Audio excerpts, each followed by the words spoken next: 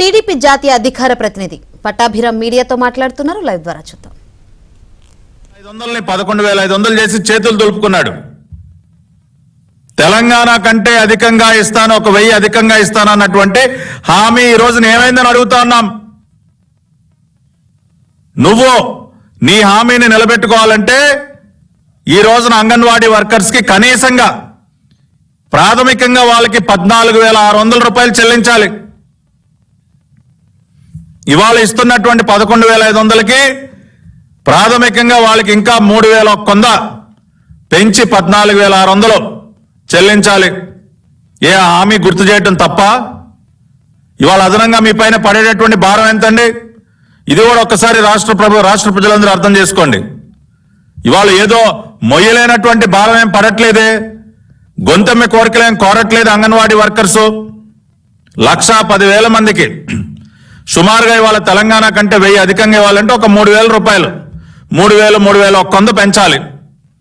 1,10,000 మందికి ఒక 3,000 రూపాయలు చొప్పున మనం పెంచితే రాష్ట్ర ప్రభుత్వం పైన నెలకి 33 కోట్ల రూపాయలు మాత్రమే భారం పడుతుంది. నెలకి కేవలం 33 కోట్లు. సంవత్సరానికి లెక్కేస్తే అది సుమారుగా ఒక 390 కోట్లు సంవత్సరానికి. అదేమన్నా మొయ్యలేనటువంటి భారమా? ఇవాళ మీరు చేస్తున్నటువంటి దుబారా ఖర్చు ఏంటండి? ఇవాళ అంగన్వాడీ వర్కర్స్ అందరికీ కూడా తెలంగాణ కంటే ఒక 1,000 రూపాయలు అదనంగా రాష్ట్ర ప్రభుత్వం చెల్లిస్తే సంవత్సరానికి పడేటటువంటి భారం ఎంతండి? కేవలం సుమారు ఒక 390 కోట్లు. రెండో పక్కన రిషికొండ ప్యాలెస్ కి జగన్మోహన్ రెడ్డి తగలేసినటువంటి సొమ్ము ఎంతండి? రిషికొండకి గుండు కొట్టించి అక్కడ ఒక విలాసవంతమైనటువంటి ప్యాలెస్ కట్టుకోవడానికి జగన్మోహన్ రెడ్డి తగలేసినటువంటి సొమ్ము అక్షరాల 433 కోట్లు. రిషికొండలో సీఎం క్యాంపు కార్యాలయానికి 433 కోట్లు. విలాసవంతమైన భవనాలు, ఆధునిక సౌకర్యాలు. ఏమండి జగన్ రెడ్డి గారు, మీరు రిషికొండ ప్యాలెస్ కి తగలేసినంత చెయ్యదు సార్. అంగన్వాడీ వర్కర్స్ కు 1 సంవత్సరం పాటు పెంచిన జీతాలు ఇవ్వటం కోసం అయ్యే ఖర్చు మీరు రిషికొండ ప్యాలెస్ కి తగలేసినంత కూడా చేయదు. అంటే ఆ మాత్రం విలువ కూడా లేదా? పేదవాడికి పెత్తందారికి మధ్య యుద్ధం జరుగుతూ ఉందంట. జగన్ రెడ్డి గారు వాడేటటువంటి అతి గొప్ప డైలాగు. ఏమండి జగన్ రెడ్డి గారు, 433 కోట్ల రూపాయల ప్రజాధనాన్ని తగలేసి మీరు విలాసవంతంగా జీవించడం కోసం కట్టుకున్న ఒక ప్యాలెస్, మీరు పేదవాళ్ళా? ఇటువంటి ప్యాలెస్ల్లో ఉండాలనుకునే వాడు పేదవాడా? మీరు పేదవాడికి పెత్తందారులకి మధ్య జరుగుతున్నటువంటి యుద్ధాన్ని మీరు మాట్లాడతారు. పేదవాడి కష్టం తెలియనటువంటి వ్యక్తి మీరు. ఇవాళ అంగన్వాడీ వర్కర్స్ అనేక మంది పేద వర్గాలకు చెందినటువంటి వారు. వారికి 3,000 రూపాయల జీతం మీరు ఇచ్చినటువంటి హామీ నిలబెట్టుకోవడం కోసం ఖర్చు చేయడానికి మనసు రాదు. మీరు మాత్రం 433 కోట్లతో ప్యాలెస్ కట్టుకుంటారు. ఇవాళ రాష్ట్ర ప్రజలందరూ అర్థం చేసుకోండి. సంవత్సరానికి అంగన్వాడీ వర్కర్స్ కి జగన్మోహన్ రెడ్డి గారు ఇచ్చిన హామీ ప్రకారం తెలంగాణ కంటే 1,000 అదనంగా చెల్లిస్తే సుమారుగా 390 కోట్ల రూపాయలు మాత్రమే అదనంగా ఖర్చు అవుతుంది రాష్ట్ర బడ్జెట్కి. అదేమి మోయలేనటువంటి భారం కాదు. కొన్ని వేల కోట్ల రూపాయలు ప్రతి మంగళవారం ఆర్బీఐ దగ్గరికి బొచ్చబట్టుకుని వెళ్ళి అప్పు తీసుకొస్తున్నటువంటి జగన్ రెడ్డి ఏం చేస్తా ఉన్నాడండి? డబ్బంతా అదేమంటే పేదలకే పంచిపెడతా ఉన్నా. ఏం పంచిపెడతా ఉన్నారు సార్? ఇవాళ అన్ని వేల కోట్లు, లక్షల కోట్లు ఇవాళ రాష్ట్ర ప్రభుత్వం యొక్క అప్పు 12 లక్షల కోట్లు దాటిపోతా ఉందని చెప్తా ఉన్నారు. రాష్ట్రం యొక్క స్థూల ఉత్పత్తితో సరిసమానంగా ఇవాళ రాష్ట్ర ప్రభుత్వం యొక్క అప్పు చేరుకున్నటువంటి పరిస్థితి. ఆ డబ్బులు ఎట్టిపోతా ఉన్నాయో తెలీదు. రెండో పక్కన తన విలాసాల కోసం ఇన్ని 100 కోట్ల రూపాయలు తగలేస్తా ఉన్నాడు. రెండో పక్కన మీరు చూసినట్లయితే 104, 108 సిబ్బంది తన బినామీ అయినటువంటి అరబిందోకి మరి 104, 108 అంబులెన్స్ల యొక్క నిర్వహణను కట్టుబెట్టాడు. అదొక పెద్ద స్కామ్. 108 అంబులెన్స్ల యొక్క స్కామ్ ఎంత పెద్దదో ఆ రోజున మేము ఆధారాలతో సహా బయట పెట్టాం. ప్రతి సంవత్సరం కూడా 104, 108 అంబులెన్స్ల నిర్వహణ కోసం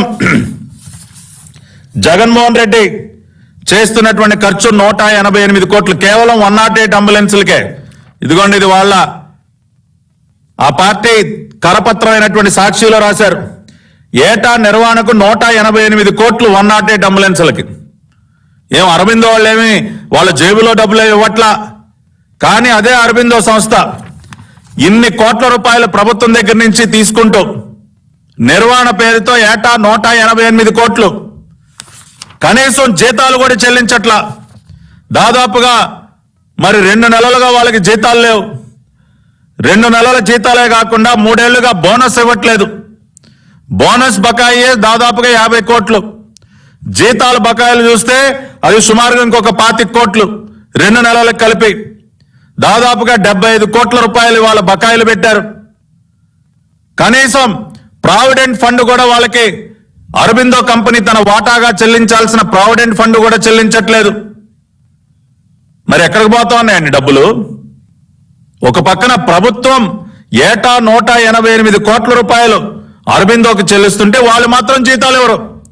కానీ అదే అరబిందో కంపెనీకి అరబిందో రియాలిటీ చేతికి రామాయపట్నం పోర్టు, కనీసం 104, 108 అంబులెన్స్ల సిబ్బందికి జీతాలు చెల్లించినటువంటి ఒక కంపెనీకి రామాయపట్నం పోర్టు కట్టబెడతాడు ఈ రాష్ట్ర ముఖ్యమంత్రి.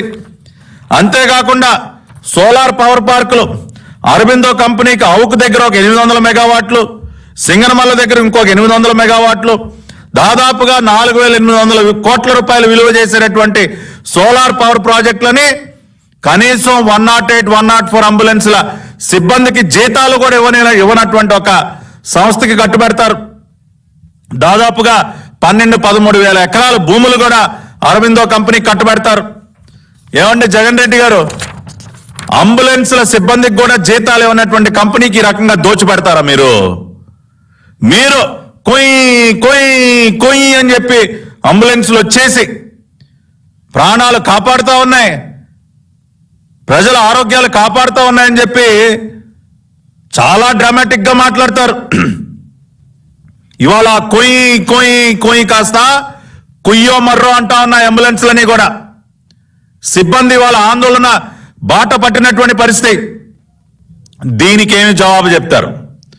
188 కోట్లు ప్రతి సంవత్సరం అరబిందో కంపెనీకి చెల్లిస్తా ఉంటే వాళ్ళకి ఎందుకు ఆ జీతాలు అందట్లేదని మేము అడుగుతా ఉన్నాం.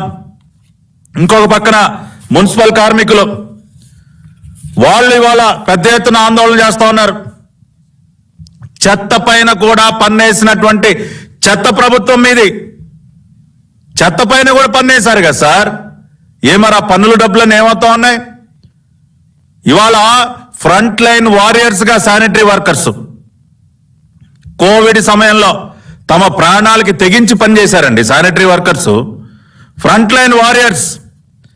ఆ రకంగా కోవిడ్ సమయంలో పరిశుభ్రతను మెయింటైన్ చేస్తూ వాళ్ళ ప్రాణాలను కూడా లెక్క చేయకుండా పనిచేసినటువంటి వారిని వాళ్ళు మీరు రోడ్డును పడేస్తారా? వాళ్ళు అడుగుతున్నది ఏంటి? కనీస వేతనాన్ని చెల్లించమని అడుగుతా ఉన్నారు. మినిమం వేజ్ మాకు చెల్లించండి సార్ అంటే అది కూడా దానిపైన కూడా మీకు శ్రద్ధ లేదా? కోవిడ్ సమయంలో దాదాపు 50 మందికి పైగా కార్మికులు కోవిడ్తో మరణిస్తే 50 లక్షల రూపాయలు చొప్పున ఆర్థిక సహాయం చేస్తానని చెప్పి ఇప్పటివరకు ₹1 కూడా చెల్లించలేదు వాళ్ళకి. కోవిడ్ లో తమ ప్రాణాలు తెగించి పనిచేసినటువంటి శానిటరీ వర్కర్స్ కి ఆ రోజున ప్రాణాలు కోల్పోయిన వరకు ₹1 కూడా చెల్లించలేదు. మీది మనసున్న ప్రభుత్వం ఎలా అవుతుందండి? ఇవాళ రాష్ట్రం మొత్తం చెత్త పేరుకుపోతుంది.